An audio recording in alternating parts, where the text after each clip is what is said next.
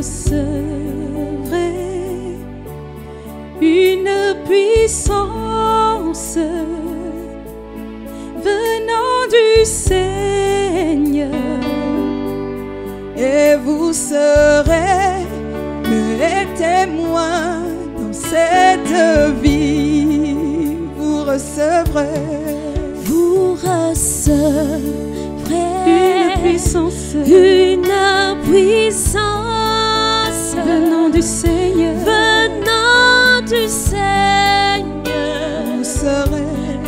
vous serez mes témoins dans cette vie. vous recevrez. Alléluia. Paix et joie. On va s'asseoir. Alors, on va aller rapidement. Je tiens à bénir le Seigneur pour la vie de notre berger Emmanuel, qui cause avec sa femme. Dieu vous bénisse puissamment. Dites Amen très fort. Alors, le berger m'a demandé de vous parler en tant que serviteur aux serviteurs. Et je pense que tout à l'heure, j'ai reçu dans mon cœur un test. Voilà. Donc, je vais obéir à ça. Mais j'aimerais donner une précision importante. C'est que ce qu'on va faire va ouvrir le cœur de chacun de vous à élargir le champ de la mission et de la vision. C'est bon? Voilà. C'est un grain de sel dans la sauce. Un grain dans la sauce. Amen. Donc, il faudra après chercher des temps de session pour élargir un peu chaque partie de mon message. Et comme ça, on pourra aller loin en grandissant dans le Seigneur. Amen. Alors, conformément à la volonté de l'Esprit Saint et du berger Emmanuel, je prends le texte de Matthieu chapitre 20, le verset 20 et suivant. Nous écoutons la bonne parole de Dieu. Est-ce qu'on m'entend bien? C'est clair, clair? Il n'y a pas d'écho? Alors la mère des fils de Zébédée s'approcha de Jésus avec ses fils et se prosterna. C'est bien. Et se prosterna. Et se prosterna. Pour lui faire une demande. Il lui dit, que veux-tu? Elle répond, ordonne que mes deux fils que voici soient assis dans ton royaume, l'un à ta droite et l'autre à ta gauche. Dis Amen fort. Jésus répondit, vous ne savez pas de quoi vous parlez. Pouvez-vous boire la coupe que je vais boire? Il répondit, nous le pouvons. Et il leur répondit, il est vrai que vous boirez ma coupe, mais pour ce qui est d'être assis à ma droite et à ma gauche, cela ne dépend pas de moi. Et ne sera donné qu'à ceux à qui mon Père l'a réservé. Dites Amen encore. Les 10, verset 24, écoutez bien, 2 plus 10, ça fait 12. 12 moins 2, 10. Les 10, ayant entendu cela, furent indignés contre les deux frères, Jacques et Jean. Mais pour ceux qui, non, les 10 ayant entendu cela, furent indignés contre les deux frères. Jésus les appela et dit, vous savez que les chefs des nations les tyrannisent et que les grands les asservissent. Il n'en sera pas ainsi parmi vous. Mais quiconque veut être grand parmi vous, qu'il soit votre serviteur. Et quiconque veut être le premier parmi vous, qu'il soit votre esclave. Gang, gang, gang. Alléluia. J'ignore si c'est hier ou avant-hier. J'ai parlé d'un monsieur qui s'appelle Jean, qui a rendu un témoignage sur le Christ dans la Passion, en Jean 19.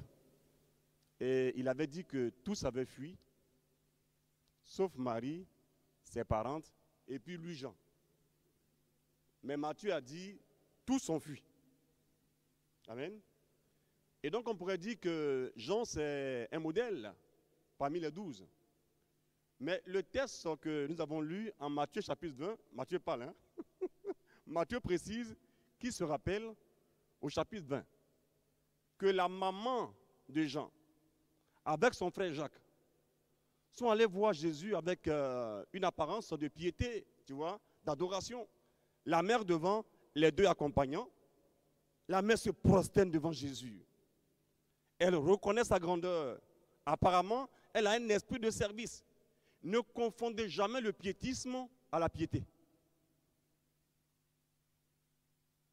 Gang, gang, gang. Il y a des gens qui mettent l'accent sur des choses extérieures pour attirer le regard. On pourrait dire, waouh, voici un second Jésus, une seconde Jésus. Elle se prosterne. Waouh, quelle humilité, quelle révélation, quelle lumière prophétique. Mais pourquoi est-ce qu'elle se prosterne? Derrière la pensée, il y a une intention. Elle pensait à son intérêt.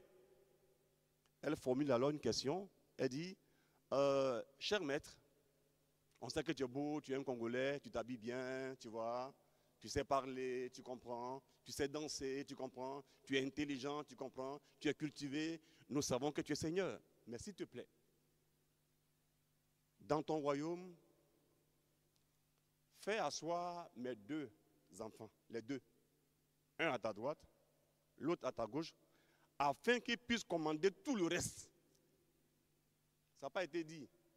Moi, j'ai dit ça, et c'est la vérité. Au verset 24, les 10 ont entendu la requête de la mère de leur confrère. 100% des 10. La totalité des 10. Tout le monde a été vexé d'entendre ce qu'ils ont entendu. Pourquoi? Parce qu'en vérité, c'est un débat qui est très vieux entre eux. Rappelez-vous qu'un jour en chemin, ils discutaient. Et le Christ dit, mais de quoi parliez-vous? Le texte dit, en chemin, ils cherchaient à voir qui était le plus grand. Ce n'est pas nouveau, tu vois. Donc, dans la mouvance de la grâce de Dieu, là, la nature n'a jamais été supprimée. Soyez pas découragés. Parmi vous, il aura forcément l'envie d'être grand. Quand Dieu voit ton cœur sincère, il peut te purifier demain. Les 12 qui ont marché avec lui n'étaient pas des modèles. Jésus est le modèle parfait.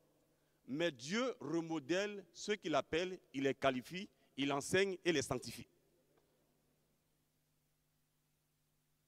Est-ce que tu peux dire un bon amen? Est-ce que quelqu'un m'a compris? Maintenant, saisissant l'occasion, Jésus dit à la bonne dame, sans dire, je te dis, la femme, elle parle seule. Mais Jésus parle à vous, aux trois. Parce qu'il sait, avant que ta bouche ne s'exprime, ce qui s'est passé. Il sait bien que c'est un concert qui a eu lieu. Les trois ont été concertés, mais comme Jésus est poli envers sa mère, là, ils ont remarqué ça. Donc Jésus apparemment apprécie beaucoup les mamans. Donc les deux là sont collaborateurs proches du maître, mais c'est maman qui est devant. Et puis eux ils sont derrière, gens ils n'ont rien fait. Afin d'émouvoir le Christ et conduire le Christ à faire ce que eux ils veulent. Ils ont exprimé en cachette le désir de grandir. C'est ça, créer un lien d'influence dans un milieu. Avant le grand jour, dans le noir, des choses se font. Avant des grandes réunions, il y a toujours forcément des petites réunions. Même avant de désigner le pape, Il y a des rencontres entre les cardinaux. Ce n'est pas un genre de réseau, mais c'est un lieu de communication et de communion pour voir les choses à la manière de Dieu. Vous comprenez ça? Donc les deux ont envoyé leur mère pour aller demander un privilège. Notre berger m'a dit que les frères et les sœurs comprennent que c'est un privilège d'adorer le Seigneur et de le servir. Moi je dis Amen.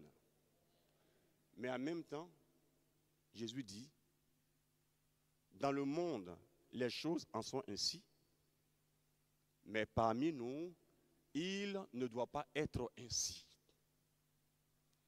Que celui qui veut être le berger soit le serviteur des autres.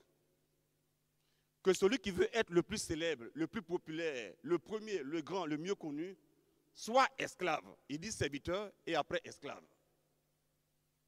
Quand tu veux conduire les autres, si tu es dans le Christ, il faut avoir un esprit de service pour ne pas manifester une autorité de servitude.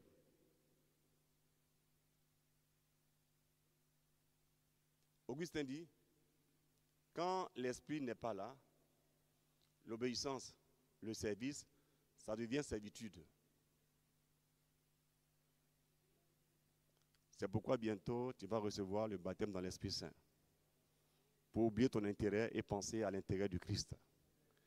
Quand les choses sont ainsi, vous allez voir que la parabole du maître sur les derniers ouvriers, les premiers ouvriers qui vont avoir le même salaire, le même, ce n'est pas au niveau de la quantité, tu vois. C'est-à-dire, c'est au niveau de la valeur de la grâce. Parce que Dieu évalue comment les choses. Quand un humain te voit, c'est à la hauteur du nombre d'activités accomplies, des œuvres accomplies qu'on peut dire bravo, c'est un monsieur qui a un parcours plein. Il a occupé toutes les fonctions. On évalue comme ça. Mais avec le Christ, c'est le oui à la volonté de Dieu qui fait ta valeur. Donc quand Dieu t'a appelé à remplir une charge précise, quand tu obéis à 100%, tu es 100% grand devant Dieu. Mais quand tu fais autre chose, pour Dieu, ce n'est plus une mission, mais une agitation. Être agité et être mu par Dieu, c'est différent. Dieu agit toujours dans l'harmonie. Quand il te pousse, il te met à l'aise avec lui, avec les autres, et tu remplis ta part. Est-ce que quelqu'un m'a compris? Quelle que soit ta fonction dans l'église, ton appel dans l'église, tous ceux qui servent dans le champ de Dieu doivent avoir l'esprit de service. Mais je précise, Jésus dit, apprenez à vous abaisser. Moi je dis, n'accepte jamais d'être abaissé.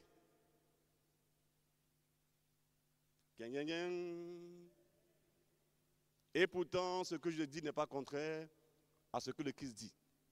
L'Esprit de Dieu te pousse à t'abaisser, te pousse à obéir. La chair et le démon te conduisent à soumettre les gens, à les conduire de force à l'obéissance. C'est la servitude. Le Christ en personne, quand il vient, il frappe à la porte du cœur.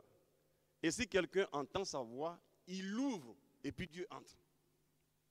Même pour guérir un malade, il pose une question apparemment stupide, mais il est intelligent. Veux-tu être guéri? Bien sûr, parce qu'il respecte la liberté des gens. 2 Corinthiens 3, le verset 16. Là où est l'esprit, là aussi est la liberté. C'est pourquoi n'acceptez jamais un leader, Marcel Blé, peu importe, qui a tendance à commander, à ordonner, à vous dominer. Quand c'est comme ça, dites non. Parce que déjà, Galates 5, verset 1 a eu lieu. Nous avons été affranchis. C'est pour la liberté que nous avons été affranchis. Mais en toute liberté, on se lève et on se soumet. Parce qu'on a une pensée de serviteur et non point de servitude. Vous n'avez pas reçu un esprit de servitude, mais un esprit de fils. Dans le champ de Dieu, tous les serviteurs avant tout sont d'abord des fils et des filles de Dieu. Leur dignité est baptismale. Quand tu marches, ne rase pas les murs, ne confonds pas humilité et complexe d'infériorité. Celui qui est humble, il sait qu'il est grand, mais que sa grandeur vient de Dieu. Celui qui est orgueilleux pense qu'il est plus grand, en s'appuyant sur lui-même. C'est ça l'orgueil. Quelqu'un m'a compris? Mais croyez-moi, si Dieu vous appelle, il vous comble toujours. Mais ne cherchez jamais votre intérêt. Paul dit aux Philippiens que chacun cherche l'intérêt de l'autre. Amen. Un serviteur cherche l'intérêt de l'autre. Maintenant, après, chacun a son tempérament, hein, voyez-vous. J'ai appris à ne pas donner, si tu veux, mon avis sur des gens par leur apparence. Tu vois. Il y a des sanguins, des tempéraments de sanguins. Ils sont comme Camille Élysée, ils sont sanguins. Tu vois. Ils peuvent réagir, mais pourtant ils ont un bon cœur, tu comprends? Il y a des gens qui sont amorphes, mais qui ont du zèle. Ils ne savent pas être pressés, mais dans leur cœur, tout est bouillant. Donc un sanguin et un amorphe, quand ils sont ensemble, si c'est en couple, c'est compliqué, hein? Il y a beaucoup de femmes, par exemple, elles ont tendance à gronder leur mari qui est plus âgé qu'elles, parce qu'elles pensent qu'elles sont la mère du mari, ce n'est pas leur faute.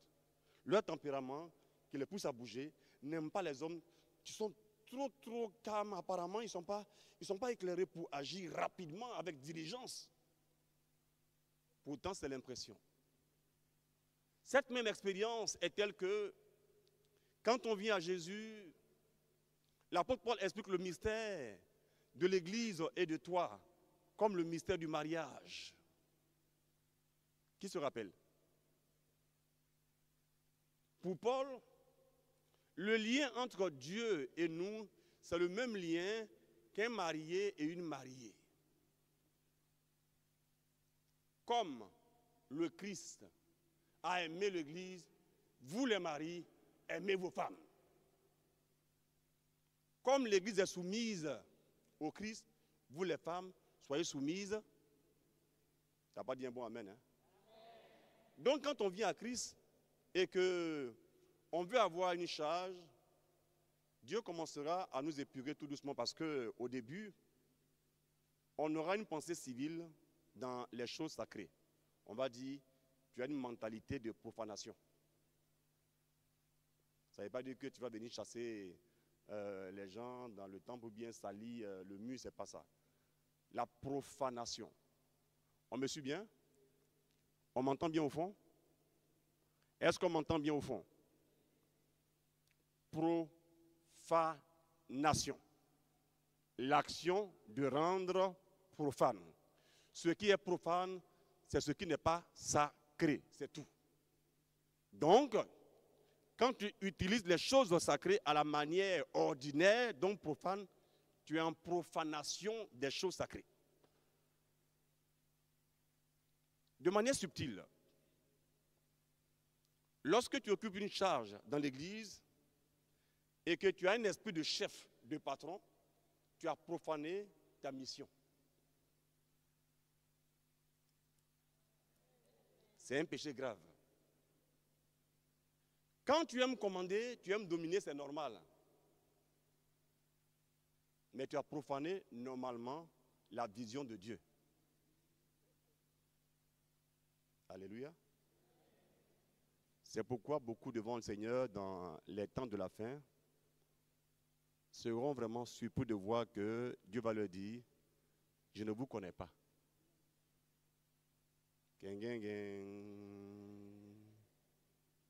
Vous savez, je pense avoir compris pourquoi est-ce que quand Dieu te désigne comme responsable, tu ris au début et tu pleures ensuite. Ce que tu entends comme bonne nouvelle réjouit ton cœur, alors que l'émotion n'est pas la motion prophétique. Quand tu entends celui-ci est mon fils bien-aimé, tu es content, ma fille bien-aimée, tu es contente, mais Jésus qui est ton modèle parfait, après avoir entendu dans le baptême, celui-ci est mon fils bien-aimé, en qui j'ai mis toute ma faveur, la Bible dit, quelque temps après, il fut conduit au désert.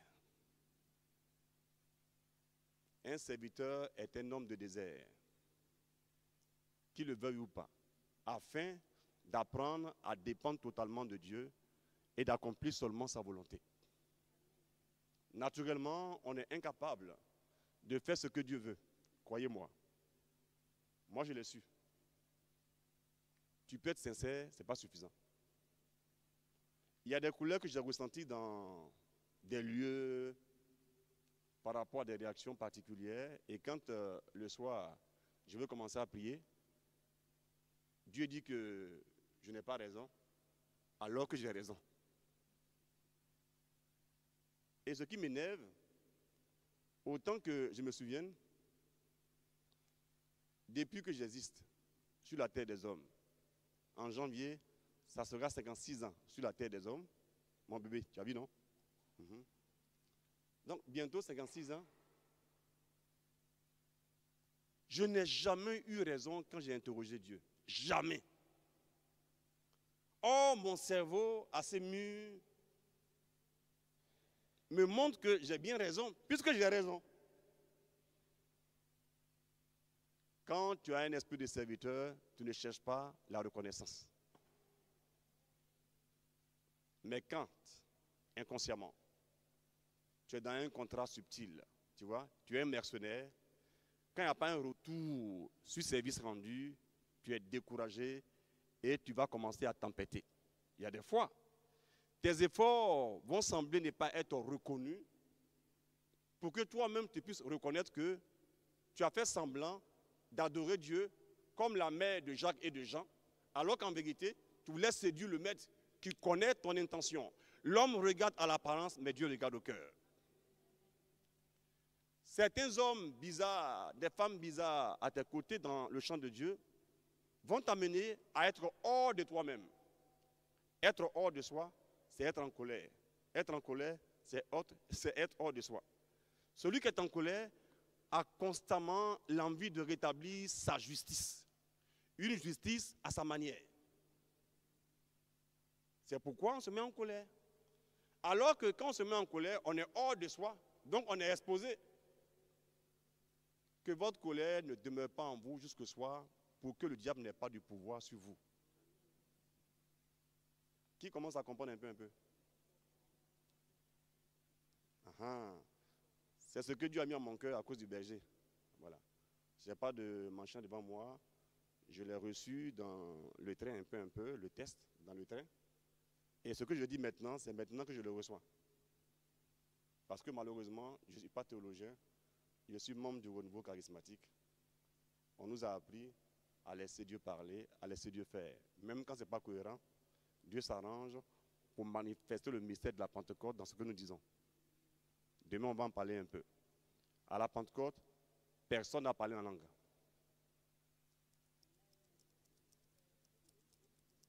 Coucou. Coucou. Qui est fâché? Il y a eu des langues de feu, mais personne n'a parlé en langue. C'est une parenthèse et nous la fermons. Amen. Donc ce que ma bouche annonce, même quand c'est fragile, Dieu s'arrange pour que ton cœur soit touché. Et que tu comprennes bien ce que je veux dire. C'est le mystère de la Pentecôte. Tes limites ne sont plus des limites parce que, en parlant, le Dieu pourvoyeur qui t'a rempli manifeste dans ton naturel le surnaturel. Or, où il y a limite au naturel, il y a le commencement de la possibilité infinie du divin. Celui qui sert Dieu vraiment, avec un cœur de serviteur, une pensée de serviteur, des actions de serviteur, une constance dans le service, cette personne qui ne cherche pas à avoir de grandes choses, va finir par avoir bien de grandes choses. Le mot est lâché. Dis amen très fort. On m'a entendu, on m'a compris. On a sommeil. On a faim. Très bien. Dieu vous bénisse. À ce niveau-là, vu que l'important pour nous, c'est de faire ce que Dieu veut, je vous amène rapidement à comprendre une chose en 3 points. 3 points d'information. Tout service devant Dieu a une grande valeur, mais les services devant Dieu n'ont pas la même nature. C'est bon, on me suit? Nous sommes dans le livre des Actes des Apôtres au chapitre 9. Berger, bonne arrivée. Acte 9. C'est vrai, Paul est converti. Il n'est point question de Paul ici. Descendons un peu dans le chapitre. C'est bon? À Jopé, il y avait une dame qui s'appelle Dorcas. Cette femme est disciple de Jésus. Elle faisait beaucoup de bonnes œuvres. Elle s'occupait des gens et tout ça. Cette femme vient à mourir. Les gens disent, elle mérite que Pierre aille prier pour elle. Pourquoi? Parce qu'elle fait beaucoup de bien. Ce qu'elle fait n'avait pas un caractère forcément surnaturel. Mais c'est une donnée naturelle. Rendre service est à la portée de tout homme, chrétien ou non chrétien. On peut rendre service. Venir ici à la messe, placer les chaises, essuyer les bancs. Ces choses ne demandent pas une grâce forcément surnaturelle. Il peut y avoir un bonus, mais c'est une donnée naturelle. Chacun prête ses mains, ses pieds, sa bouche, son intellect pour faire quelque chose dans l'œuvre de Dieu. Ça, c'est un service avec un caractère naturel. Mais Dorcas a reçu une grâce quand elle est morte. Du fait des services rendus, elle méritait que Pierre aille prier pour elle. Et quand Pierre arrive, il se met à genoux. Au verset 40, il se tourne vers elle. Il dit, Dorcas, lève-toi. Et Pierre se lève. Ouh là là, ils n'ont rien compris. Oh. À cause de petits services rendus dans le quartier, dans l'église, à Cabé, on ne te voit pas au micro, tu es derrière, dans l'ombre, mais sans faire des choses des ténèbres. Il y a la lumière de l'ombre et la lumière à la lumière. Pierre était un homme de lumière à la lumière. André, son frère, est un homme de lumière dans l'ombre. C'est par lui que son frère a été impacté. Mais son frère est mieux connu que lui. Il y a des gens qui sont cachés, mais qui font des œuvres de lumière dans l'ombre. Dans la diplomatie, cachée. Oh Dieu, Dieu vous voit, Dieu vous connaît et Dieu vous reconnaît. Dieu connaissait Dorcas dans ce qu'elle faisait par rapport à son besoin de grâce, puisqu'elle est morte. Dieu alors l'a reconnue. Et Pierre a prié sur elle, enfin Pierre a donné un ordre. Et Pierre s'est réveillé. La mère de Jacques et de Jean a demandé que Jésus donne un ordre. Tu sais pourquoi? Cette femme-là, je la connais. Si. Une femme congolaise qui vit en Belgique. Intelligente, la diplomatie, tu vois. La manière de parler, là, c'est chic. C'est chic, non, n'est-ce pas? Quand un Congolais parle ou bien un Gabonais parle, il y a un petit truc qui est intéressant, là, tu vois. L'articulation, tu vois. Tu comprends? Jésus ordonne, ça veut dire, on ne peut rien t'imposer, c'est toi le boss. Tu comprends? En même temps aussi, afin que ta parole ne soit plus discutée par les 10. C'est quoi ça là?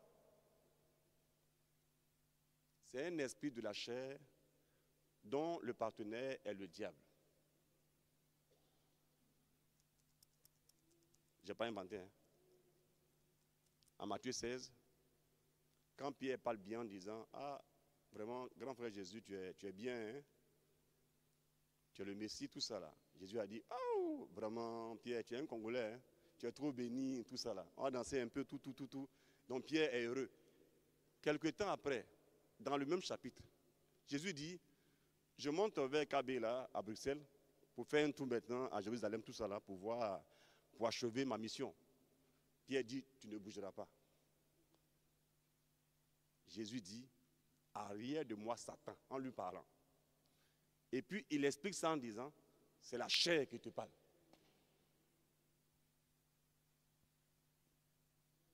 La chair, c'est camarade de Satan.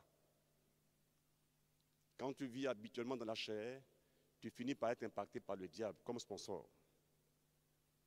Mais quand tu opères par l'humilité de la grâce de Dieu, l'onction de Dieu va finir par t'imprégner. Arrive alors un temps où on ne fait même plus la différence entre toi et Dieu. Galates 2, verset 20. Paul dit, ce n'est plus moi qui vis désormais, c'est le Christ qui vit en moi. Dis amen très fort, que j'entende bien. Ceci dit, ayant bien compris ce que j'ai expliqué auparavant,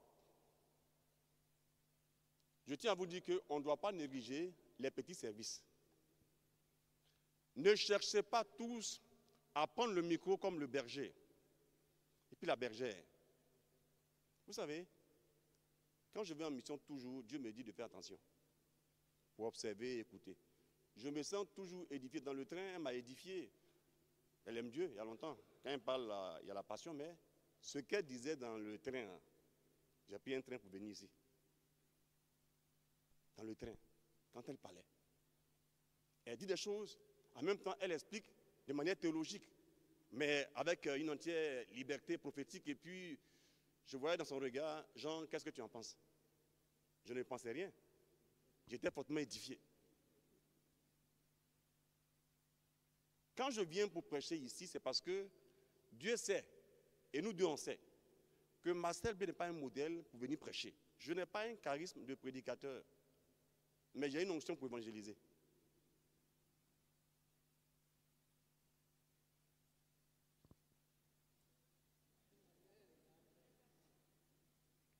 C'est pourquoi il faut avoir la bonne information, s'il vous plaît. Un jour, dans une vision, une dame a vu dans le ciel des grands prédicateurs sauvés dans le ciel, avec des petites maisons.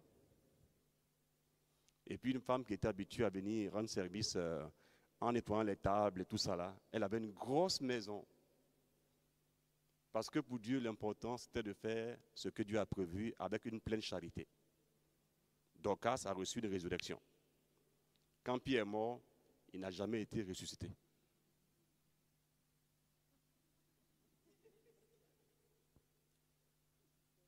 Alléluia. Dans le champ des serviteurs, il y a des œuvres ordinaires, naturelles et simples qu'on peut faire. Il ne faut pas les banaliser. Ça fait un, le cas de Dorcas. Deuxième catégorie, en deux branches. On me suit bien?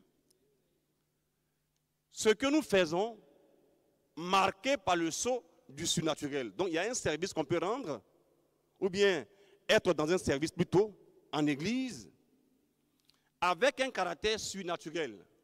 À ce niveau-là, chacun ne s'invite pas dans une mission, dans un poste particulier. Est-ce qu'on me comprend même? Comme on dit ça en lingala. Est-ce qu'on me comprend? Ce qui est sûr, vous comprenez? Oyongi? Ça peut aller? Je peux arrêter alors? Je parle à des serviteurs parmi le peuple de Dieu. D'accord? On a compris que le fait d'avoir un service ordinaire, simple, genre nettoyer un banc, tout le monde peut le faire avec la bonne volonté. Avec Dorcas, on a vu qu'elle donnait des vêtements aux gens, tout ça là, la charité. Ça lui a valu la résurrection. Physique, littérale. Ceux qui viennent prendre leur voiture ou bien leurs mains pour conduire un petit berger partout, c'est pas rien. Les soeurs et les frères qui viennent faire la retransmission sur les médias là, tout ça, ça a l'air banal et secondaire, mais pour Dieu c'est principal. C'est bien compris? À ce niveau, il n'y a pas un songe à avoir dans le sens où on va dire Dieu m'a parlé et puis il m'a dit ma mission particulière c'est de venir aider les gens à faire la sono, ça là. C'est pas dans la Bible, mais c'est prévu par Dieu. Le service de Dieu est un service qui est d'abord et avant tout surnaturel, spirituel, parce que c'est une fonction sacrée qu'on doit remplir. Mais on a annoncé d'abord que le Dieu de la rédemption est le Dieu de la création. Donc, les choses ordinaires, naturelles comme Dorcas, ne sont pas à négliger. C'est bien compris? Maintenant, J'ai annoncé que c'est une vérité en 3 points. J'ai annoncé le premier point. C'est quoi? Service naturel. Amen. La seconde partie est en 2 branches. Donc ça fait les 3 points dont il est question.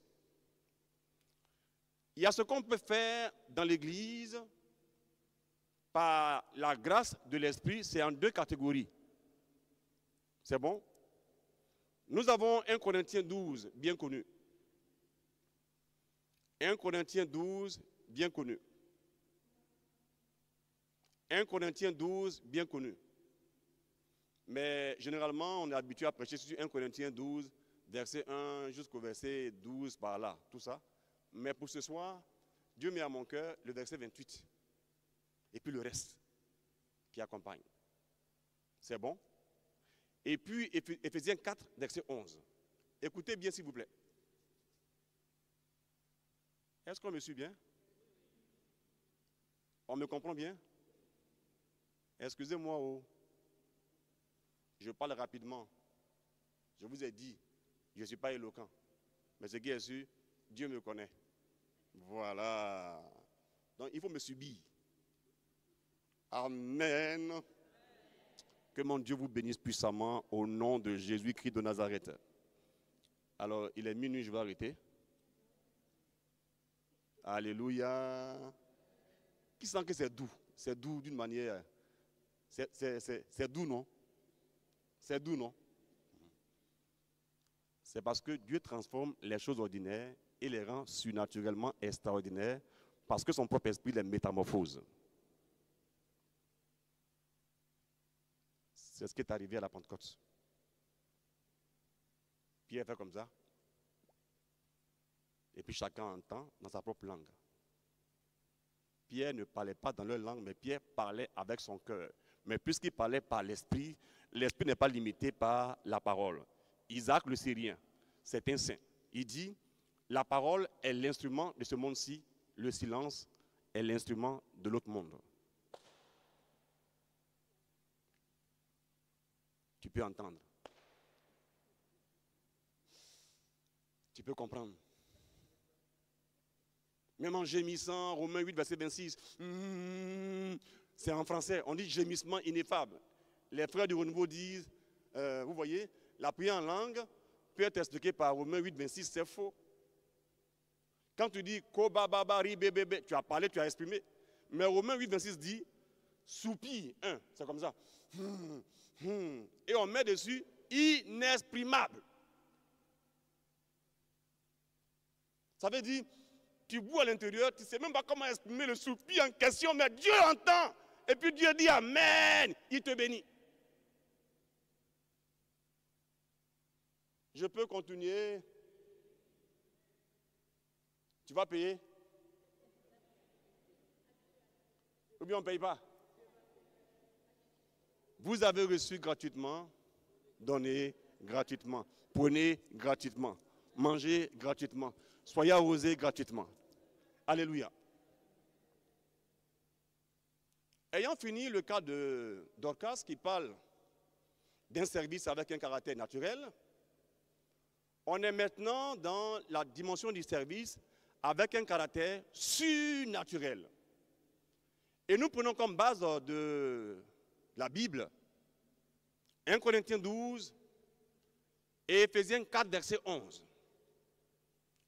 1 Corinthiens 12, Paul dit, vous aurez les dons spirituels, plusieurs dons spirituels, plusieurs modes opératoires, diversité de dons, et il les cite. Là, nous avons affaire à quelque chose qu'on va recevoir.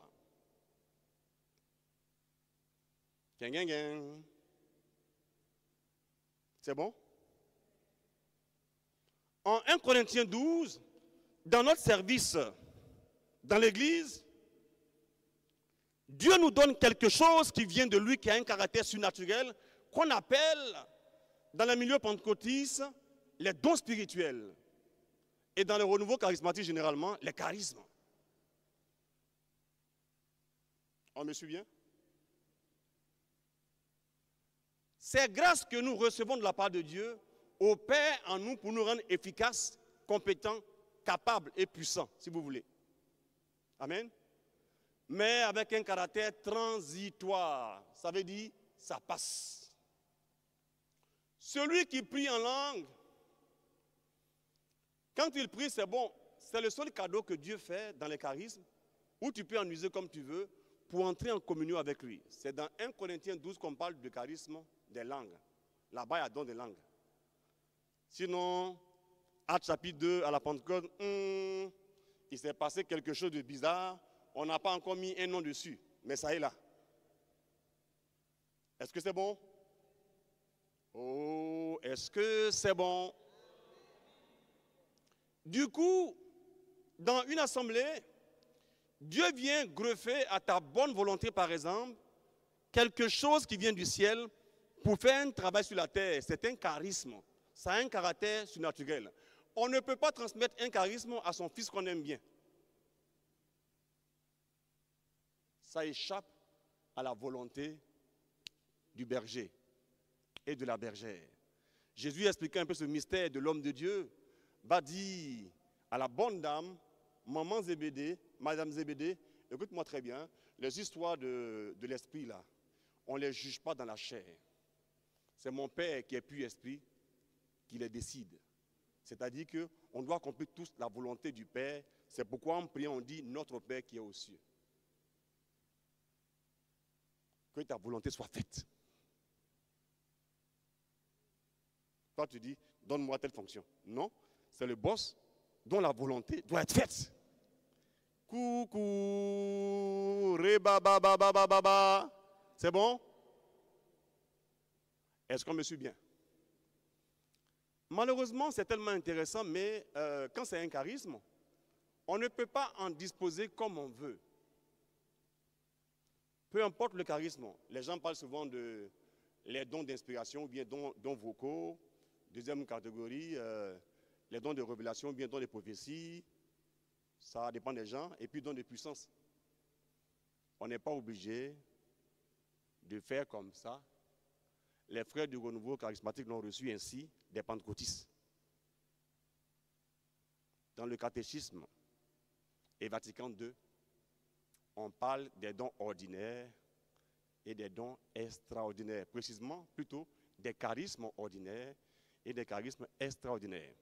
Quand chez les catholiques, les gens parlent de dons, généralement, on fait allusion à Isaïe chapitre 11, le verset 2 et suivant. Les dons sacrés. Sagesse, intelligence, crainte et tout ça, là, force, tout. Ici, nous parlons de 1 Corinthiens 12, sans confusion. Des grâces que Dieu accorde à des gens pour bâtir la communauté. Si tu es mal instruit, mal informé, tu penseras que quand tu as reçu un charisme, tu as reçu un blindage, tu as reçu une autorité. Ce n'est même pas une autorité, mais c'est une autorisation. Dans le charisme, tu reçois une autorisation.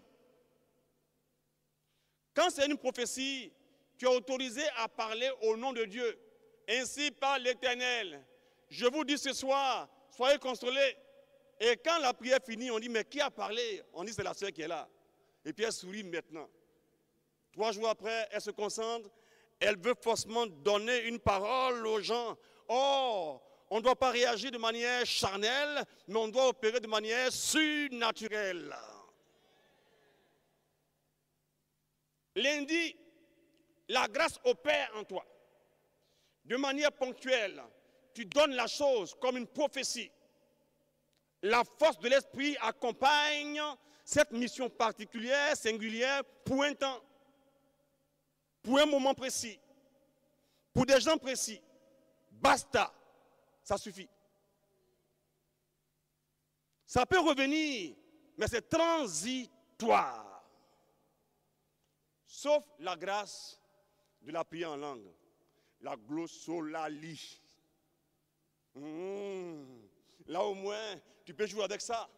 c'est le signe que tu es vraiment un enfant de Dieu. Tu n'es pas normal, tu vois. Tu peux parler comme si tu faisais une incantation. Les démons ont imité Jésus. Tertullien dit, le diable est le singe de Dieu.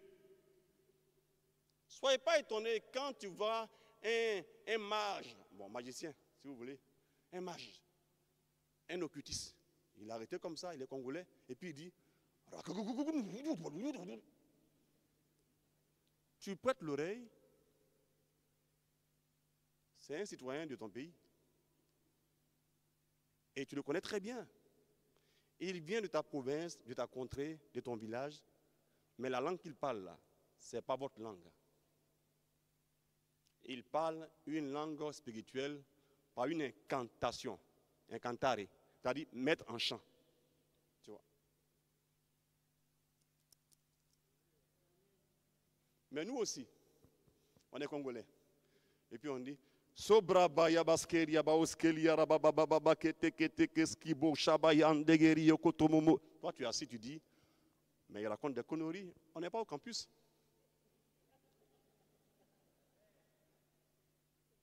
Je parle en esprit. En 1 Corinthiens 2, Paul dit, c'est par l'esprit qu'on en juge. 1 Corinthiens 2, verset 14, l'homme charnel ne comprend pas les choses de Dieu. C'est en français. 1 Corinthiens 2, verset 15, l'homme spirituel, il comprend les choses de Dieu, il juge de tout et ne peut point juger. Ça veut dire que son cerveau marche encore. Quand c'est pour faire une analyse politique, même quand c'est un berger, il peut la faire. Quand c'est pour voir les choses de l'esprit, par l'esprit, il les comprend. Parce qu'il est spirituel. Est-ce qu'on m'a entendu? Est-ce qu'on m'a compris?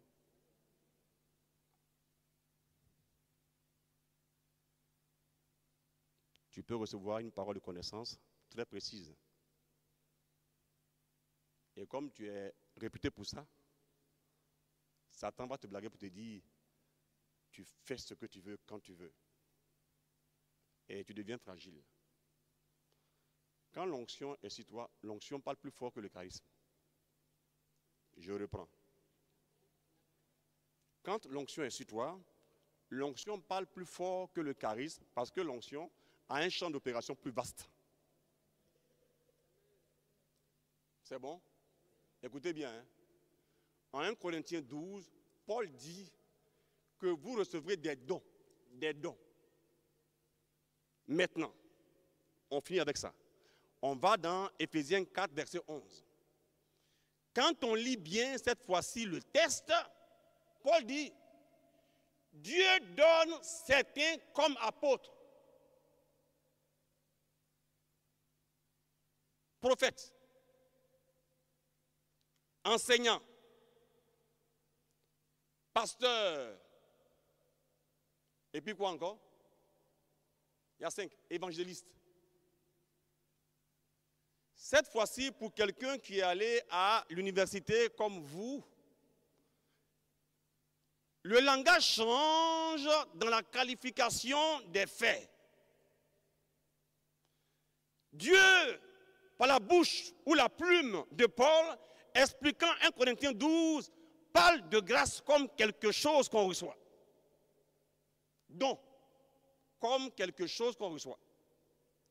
Éphésiens 4, verset 11, Paul parle de don comme personne. Ta personne est un don pour les gens.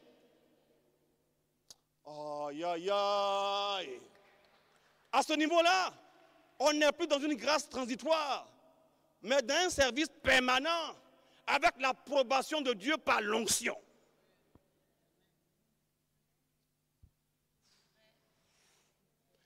Ils n'ont même pas compris.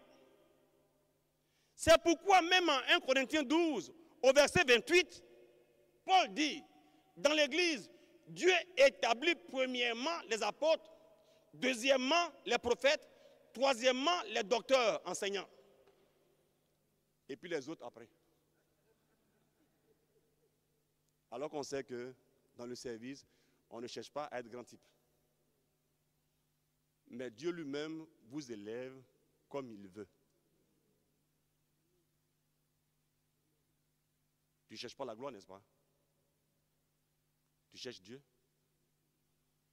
Eh bien, la gloire va te poursuivre. Dans la Bible, dans un langage de juif, quand on parle de gloire, c'est la présence de Dieu qui est la gloire de Dieu. Quand tu suis Dieu, sa gloire te couvre. Quand Dieu vient dans un lieu, le lieu est rempli d'eux. Acte 2, Acte 3, il fut rempli. Après, le lieu fut rempli. Ça peut aller? Ça peut aller? Je vais terminer. J'ai dit en commençant que c'est juste des portes ouvertes pour que vous puissiez chercher à voir et à bien comprendre. Donc, quand quelqu'un est dans Éphésiens 4, verset 11, là on parle de ministère. Ce n'est plus simplement un charisme. Donc du coup, par exemple, Éphésiens 4, verset 11, on parle de prophète. 1 Corinthiens 12, on parle de dons de prophétie. Il y a un qui fait commission de la part de Dieu, il y a l'autre qui remplit une mission de la part de Dieu. Il y a un qui est autorisé à parler, il y a l'autre qui a une autorité qui parle. Il n'a pas suivi, on dirait. Dans le charisme, tu es autorisé à faire ou à parler. Dans Éphésiens 4, verset 11, tu es établi comme autorité pour faire et pour parler. My God, my God. Rebramase rebo chere. Pour l'autre fois. Pour ceux qui connaissent l'histoire de la tsunamite, là, regardez bien, hein, sans forcément tout expliquer, parce que c'est long. Voilà. Il y a mon grand frère Élisée qui passait dans le quartier ici à chaque fois. Tu vois, non? Et puis il y a une dame qui habite par là, juste à côté. Tu vois, non? Avec son vieux mari. Géasi a dit il est vieux. Géasi. Il dit il est vieux. Tu comprends? Berger. Il y a d'abord un élément qui dit la femme dit l'homme qui parle là, l'homme qui passe là, c'est un homme de Dieu. Il n'a encore rien fait.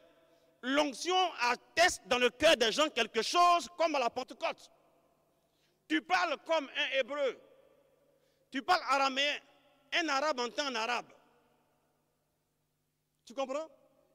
Même des murmures peuvent être entendus par Dieu et Dieu va agir dans le cœur des gens. Ce n'est pas fini. Quand le couple prépare un endroit pour loger et nourrir l'homme de Dieu ayant bien mangé, il appelle Géasi pour lui dire quel est le besoin de ce couple.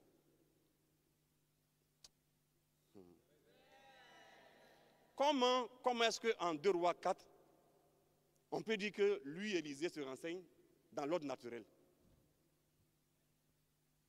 Même quand tu as l'onction et tu as une autorité, il y a un mandat qui te régit.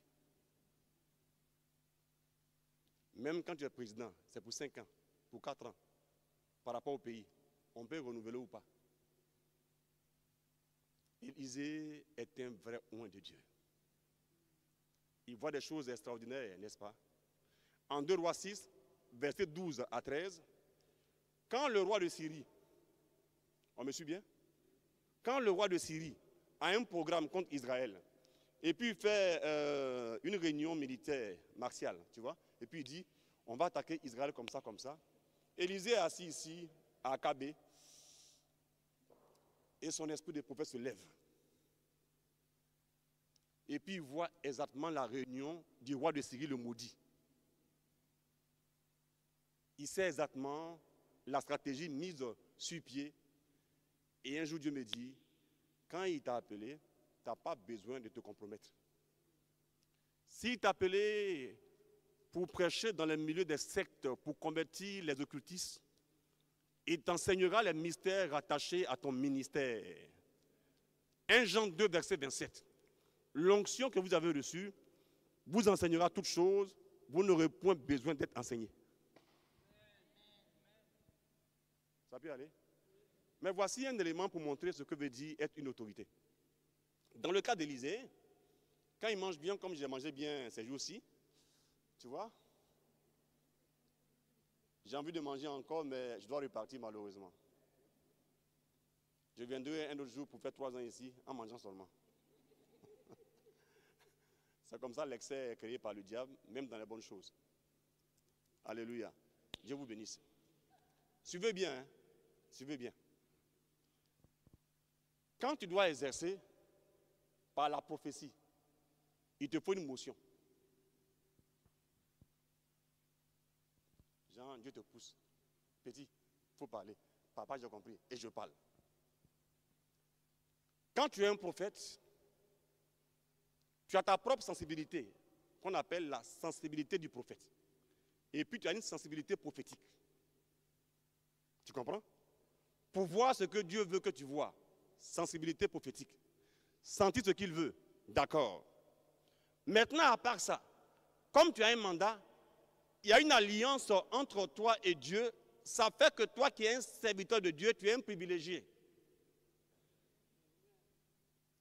Isaïe 44. J'accomplis la parole de mes messagers et je fais divaguer les devins et les sages. Ils n'ont encore rien compris. Quand Élisée se lève un matin, il a bien mangé. Il dit à Géasi, appelle la femme là, avec son mari. Demande-leur qu'est-ce qu'ils veulent. Il y a des hommes de Dieu qui sont vraiment papato, hein, comme on dit en Côte d'Ivoire. Ils sont dans les commérages, tu vois. Élisée est correct, hein, mais Géasi, son serviteur. Élisée n'est informé de rien. Hein. Mais Géasi répond à la place du couple en disant, ils veulent un enfant et son mari est vieux. C'est quoi ça? Maintenant, suivez très bien s'il vous plaît. Quand ils viennent, je ne vois pas Élisée fermant les yeux pour voir qu'est-ce que Dieu veut par une motion. Comme serait obligé à le faire un simple commissaire, celui qui a la charge de diriger une simple commission ou de porter une commission. Un homme qui exerce seulement un charisme de prophétie. Dans son cas, il regarde tellement il sait qui il est. En tant qu'autorité, voici comment il parle. Écoutez bien. Hein? Voulez-vous que j'appelle le général d'armée pour arranger un machin pour vous, ou bien le roi, ou bien quelqu'un? Tu vois? Par l'onction, il est influent. Tu comprends? Mais comme Géasi a parlé déjà là, et qu'il voit leurs besoins, il leur dit, bon, comme c'est affaire d'enfants, pour vous les Congolais, je donne seulement 1 an. L'année prochaine, à la même période, vous aurez un enfant. Ce n'est pas prophétique, c'est une déclaration d'autorité.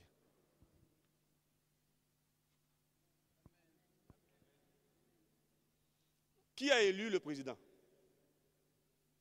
C'est le peuple, non? Le pouvoir souverain en démocratie appartient au peuple. Mais une fois un homme du peuple élu pour parler au nom du peuple et pour le peuple, la personne devient autorité pour mettre même en prison les gens qui l'ont voté. Il peut faire le contraire, même en Europe, faire le contraire de ce pourquoi on l'a élu. Mais tant que son mandat est en cours, il peut en griffe abuser de son pouvoir. Quand il signe, ça engage tout le monde. Genre, la France entière est d'accord avec ça. Pourtant, ce n'est pas vrai. C'est le privilège de l'autorité. L'autorité. Alléluia. Donc, dans le champ de Dieu, là, il y a la place de l'évêque. C'est différent de pour le berger. Et le berger aussi, sa grâce est différente de la sœur qui vient chanter ou bien qui vient nettoyer les trucs. Chacun est important, mais Dieu n'est pas dans le désordre. C'est un Dieu d'ordre. 1 Corinthiens 14, verset 33. Ce n'est pas un Dieu de désordre. On comprend ça? Donc il ne faudrait pas, Marcel Blé, parce que tu es populaire, tout ça là, tu as un jeune curé quelque part, et puis tu lui dis, tu sais quoi? Toi, tu n'aimes pas beaucoup écouter l'Esprit Saint, tu sais quoi? Toi, tu as reçu une certaine onction. Lui, il a reçu une onction certaine. Ce qui est solennel dit beaucoup de choses. Il y a des expériences qui sont vraies, mais qui sont dans la dimension purement cachée. Tu vois, c'est officieux. Ce n'est pas officiel, mais ce n'est pas suspect, mais c'est officieux. Mais quand c'est solennel, c'est officiel. Tel qui plaît au Seigneur, je sais bien qu'on a entendu l'essentiel, n'est-ce pas? Mais est-ce qu'on a compris l'essentiel? Si on a compris, c'est très bon et que Dieu vous bénisse fortement. Vous recevrez une puissance venant du Seigneur et vous serez mes témoins dans cette vie. Vous recevrez une puissance venant du Seigneur. Venant du Seigneur. Vous serez Et vous serez